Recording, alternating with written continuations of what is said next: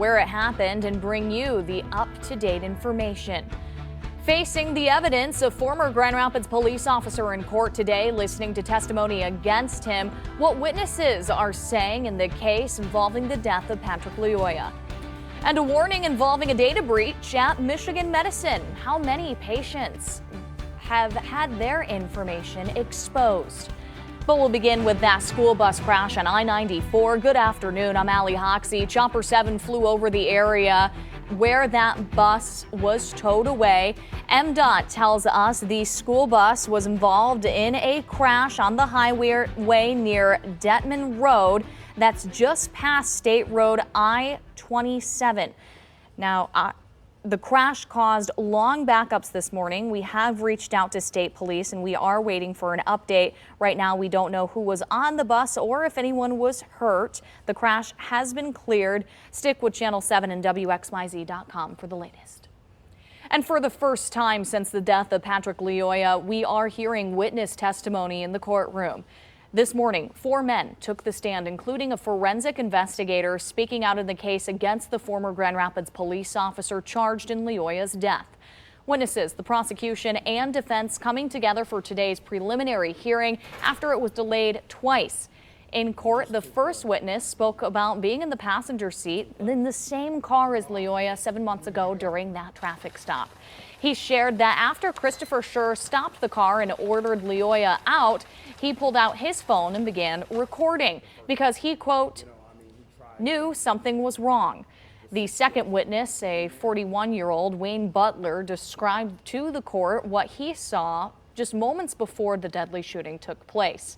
After he noticed police lights outside his window, Butler says he went downstairs to his porch to get a closer look. There was a dialogue, and I could tell in the dialogue he was confused. And the reason I say confused is because Patrick was confused. And the reason I say he was confused, this is what I say in giving the context of confused. The confusion is, first of all, you shouldn't have been out the car, as an African-American male, the way I'm seeing it. And so I'm like, there's got to be something going on where he's having a discussion with the police officer. Don't you know he's got a gun? He's got a taser. He could kill you. Butler continued telling the court about the struggle that ensued between Lyoya and the officer. After each piece of testimony, the judge will decide if there is enough probable cause for Christopher Schur's case to go to trial. He faces a charge of second-degree murder. Now, just before noon, when we got on the air, the court decided to take a break. The preliminary exam is expected to last for 2 days. We'll have much more for you later today on later editions of 7 Action News and at WXYZ.com. Switching gears here now to an important health alert, or an important alert, I should say, from Michigan Medicine. The University of Michigan Hospital confirming a cyber attack at their health system this morning. Michigan Medicine released a statement saying hackers compromised employee email accounts between August 15th and August 23rd. The health information of more than 33,000 patients may have been exposed. The hospital says patients who were impacted will be notified through a letter. Michigan Medicine says right now additional safeguards are being put in place to reduce risk and help prevent a hack in the future. Well, longtime referee in Michigan now locked up, accused of sexually assaulting an underage boy. Police are now putting a call out for people to come forward if they know anything that could help in their investigation. We'll have a number for you in just a few moments. The suspect is Gerald Sutter, who's 70 years old. Police say he's accused of assaulting the boy between 2019 and 2021. Sutter had been a registered referee for 50 years and officiated games across our state. Investigators fear there could be more victims. 7 Action News reporter Kira Hay has the story. Good morning. Yeah, typically we don't show mugshots, but we're making an exception for Jerry Sutter. He has been a referee in our state for half of a century, but now he's being charged with 3 counts of criminal sexual assault. So we're going to put his face and name out there as much as possible because police believe there could be more victims. A trusted ref helping to guide young athletes across Michigan for 50 years is now charged with 3 counts of criminal sexual conduct. His name, Jerry Sutter. For something like this to happen, It's disgusting and terrible. Gary Kanan worked alongside Sutter, a job many people avoided. Kanan tells us his off-color behavior more so related to antics while reffing, not misbehavior towards kids. The MHSAA says Sutter was registered as a high school official, mostly working around mid-Michigan, reffing football, basketball, volleyball, baseball, and softball games. It appears in this case, unfortunately, Mr. Sutter was using that role to groom his victims. The Ingham County Sheriff's Office believes Sutter would befriend young male athletes and shower them with gifts and attention. The investigation starting after the department received a tip, which led them to search Sutter's Lansing Township home.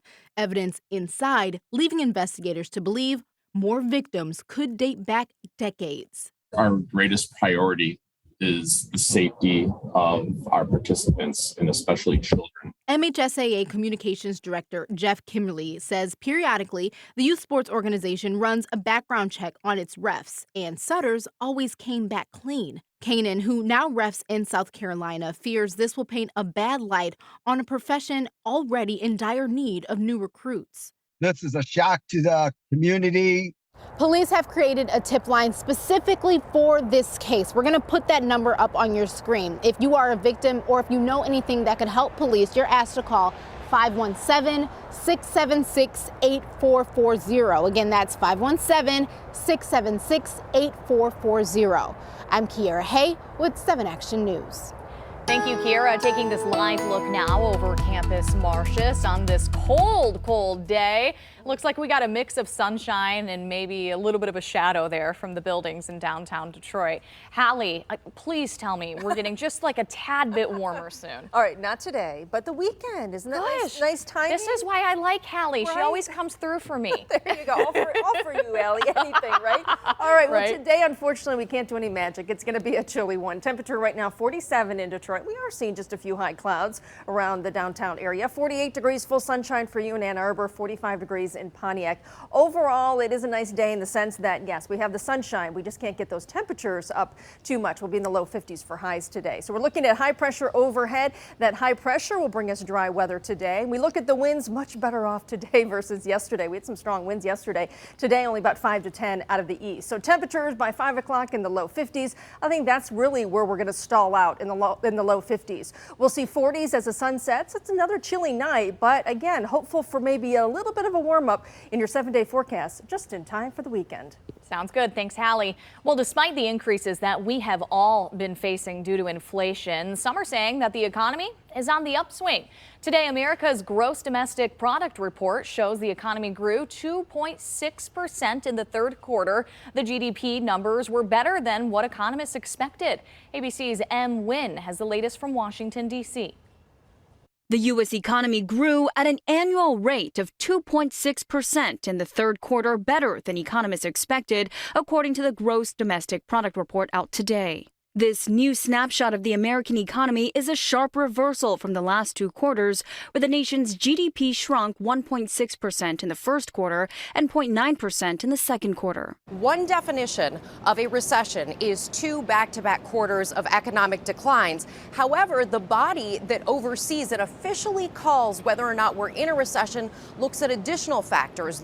Those factors include the jobs market, which has generated 3.8 million jobs this year, and experts say is still historically strong, as well as the unemployment rate, which sits at 3.5%, near historic lows. Consumer spending rose by 0.4%, but was down 0.1% from the previous quarter. Look at what we were spending on. It was things like travel, hotels, experiences, not so much the things we were all buying during the pandemic. Mortgage rates have also more than doubled in the last year, hitting 7.08%, the highest in 2 decades, with new home sales dramatically slowing. But inflation, though down from this summer, still averaging 8.2%, near 40-year highs. And after 5 consecutive interest rate hikes this year to lower inflation, the Federal Reserve is still warning those hikes could bring pain in the form of higher unemployment and possibly a recession. Economists are predicting a recession in the next 12 months, but one that could be weak and less long than typical. The Federal Reserve is still expected to raise interest rates another 0.75 percentage point next week. M. Wynn, ABC News, Washington. Let's take a live look now at the big board to see how Wall Street is reacting. You can see stocks are gaining over 400 at this point. Looks like 399 now, so it looks like they're seeing a positive growth. Well, we have a positive update now on a crisis involving Meal on Wheels. On Tuesday, we reported to you how the nonprofit desperately needed some help, and volunteers are already stepping up. Since Jen Schatz first brought you the story, at least 15 people have signed up to help seniors in need. Meals on Wheels services 1,700 seniors a day in Macomb County. Meals on Wheels was already forced to cut dinner meals served by 50% after federal COVID dollars ran out. Volunteers are still needed, so if you would like to help out, we've got a link on our website, WXYZ.com. Well, at least one lucky person in Michigan is a whole lot richer today. A $1 million jackpot ticket was sold in Dearborn. Coming up, we'll take you to the gas station that it was sold at. Plus, we are checking out the mammoth size the next Powerball jackpot is going to be and the cash option that could set you up for life. Also, just ahead, a plan to fix Michigan's teacher shortage coming up at 12:30, what the state is offering in a scramble to close that teacher gap. Well, one lucky person in the Detroit area won $1 million in the Powerball, but nobody hit that big jackpot, which means it's now sitting at a whopping $800 million. Here's a look at the Shell gas station in Dearborn that sold that $1 million ticket. It's on Greenfield, just south of Warren. The cash option for the now $800 million that's up for grabs is $383 million. We spoke to a driver this morning about how unique it is that someone won that big $1 million. That's awesome. He's a good dude, great place. It's just nice for the community to have somebody local to win it too, so it's awesome. Now, there have been 35 drawings in a row with no grand prize winner. So take a look at your screen because we're going to have the winning numbers up now. 19, 36, 37, 46, 56 with a Powerball number of 24. The next drawing is Saturday night. Good luck. Well, we're about a week and a half away from the midterm election, and in Oakland County, they want to make sure their voting machines are ready to go. Today, the county clerk invited the public to watch as they tested the machines. The electronic equipment is tested ahead of time to verify the accuracy of the tabulation of the votes, and also it's a way for the public to get involved and learn how the process of counting the votes work. Well, we have new information on children across the nation coping with a surge of respiratory viruses. Doctors saying sick kids are involved in a perfect storm of viruses. Coming up, we're looking at how bad it is right here in Michigan as doctors rush to find beds for young patients. Also at noon, we are getting ready for some football this weekend as we take this live look over Southfield. Hallie is going to be back with what we can expect at the high school game of the week, as well as the big game this weekend, the University of Michigan versus Michigan State. But first, police now involved in a case of a school bus driver caught on camera in Detroit brawling with a student. What the district is saying about the investigation into a shocking video.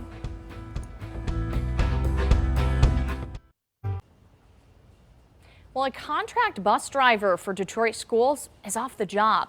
The move comes after the driver got into a fight with a student on her bus. Check it out.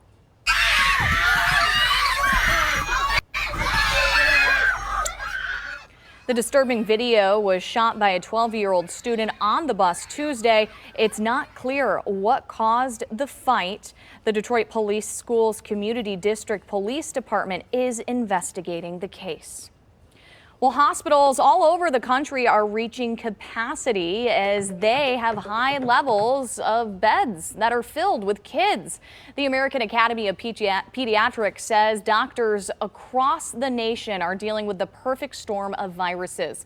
Michigan's Department of Health and Human Services says the state's pediatric beds are now at 70% capacity, and 9 states and Washington, D.C. are already above 80% capacity. Another 5 states are above 90%. Doctors in the Detroit area tell 7 Action News this current surge in cases of RSV are not typical. Sometimes doctors are making several calls to find hospitals with staff and beds for young patients. typically we see this more in like the December, January, and the volume of patients that we're seeing with RSV and the sick kiddos, it's just more. It's more than we've probably ever seen, in at least in a long time. Doctors continue to urge people to get their updated flu and COVID vaccines to keep more people from being hospitalized. Well, the shoe company Skechers booted rapper Kanye West from the building. Skechers says West showed up unannounced at its corporate offices in Los Angeles. The company says he was escorted from the building. Earlier this week, Adidas ended its relationship with West over anti-Semitic comments he made in the recent weeks. Skechers has condemned his remarks. The movie Till is finally seeing the light of day on the big screen after decades in the making. It tells the true story of Mamie Till Mobley, the mother-turned-activist of murdered Chicago teen Emmett Till, who was abducted and brutally killed in Mississippi in 1955. Whoopi Goldberg plays Emmett's grandmother, telling us this is an important story that everyone needs to know. This is like the Diary of Anne Frank. This is the truth. This is what happened. Know it. Recognize it. Don't think this is a good thing. Don't celebrate this. You want this not to happen again. Till opens across the country in theaters tomorrow. It's time to check out now the site for this week's Leo's Coney Island Game of the Week. It's week 1 of the high school football playoffs. The Grosse Pointe South will take on De La Salle in the PSL Championship at Wayne State University. Brad Galley will have a live report at 6 o'clock with highlights at 11. And college football fans are getting ready for the big in-state rivalry game. Michigan State will meet Michigan Saturday night at the Big House in Ann Arbor. And if you do not have tickets for the game, you can watch it from the comfort of your home up close. It starts Saturday at 7:30 at night right here on Channel 7. So, Hallie, what is the weather going to be looking like for those two games? Because this is a big weekend, and the weather really, it shapes up to be either like super cold or warm. Like you never really quite know what it's going to be like for rivalry weekend. I know. I think it's all in our favor. So that is good news because we had some really warm weather. Now we're cooling off, and it's really going to be, I think, fairly pleasant for the weekend, which is nice. The chilly autumn weather, yes, it has returned. Today looks to be about the coldest we have of the next 7 days. A dry stretch that continues into and through the weekend. That's the key for us. Let's keep things dry. And then a little milder too, even as we head into the weekend. 48 degrees in Ann Arbor, also in Lapeer, Port Huron. You're all at 48 degrees, 46 in Mount Clemens. So these temperatures are considerably cooler than where we are at this time yesterday. As a matter of fact, about 10 to 15 degrees colder in a good chunk of Metro Detroit as that cold front moved through yesterday and brought us again the rain, the cold, the wind, and now things are much quieter. We do have clouds back to the west, down to our south. I think some high clouds will increase a bit as we go through the afternoon. Certainly not a huge deal. We get to about 4 o'clock, maybe noticing some of that by 5 and 6, a little more so. Temperatures make it to the low 50s, unlike the 70s we've had, so we're getting a break again from that warm weather. High pressure moves right overhead, which again ensures the dry weather, the cool autumn weather that will continue. We get into the weekend and we'll see more clouds as we get into Sunday. So Saturday looks good. Sunday overnight into Sunday morning, I think we'll just generally start to bring in the clouds out ahead of the next system. This is 10 p.m. on Sunday, so we're already beginning to see our next chance for rain before we exit the weekend. Monday, of course, being Halloween. Right now, it looks scattered. It does not look like a washout at this point, and it looks like temperatures may cooperate as well. So we look at tomorrow and the game of the week. We are going to have, again, blanket bleacher type of weather. Temperatures are going to cool off pretty quickly. First kickoff, I should say, 51, and then by the end of the game, our temperatures dropping into the mid-40s. We jump ahead to the weekend on Saturday evening. It is going to be a nice day to tailgate all afternoon into the evening, 60 by 5 o'clock, and then our temperatures fall into the 40s by the end of the game. So once again, you need a little bit more of a layer or two maybe to stay warm. Temperature 62 on Saturday, 61 on Sunday. Halloween Monday, still holding near 60, even into the 60s, and drying out for Tuesday and Wednesday. So fairly decent stretch of weather in that 7-day. Stay with us. We have more 7 Action News coming up.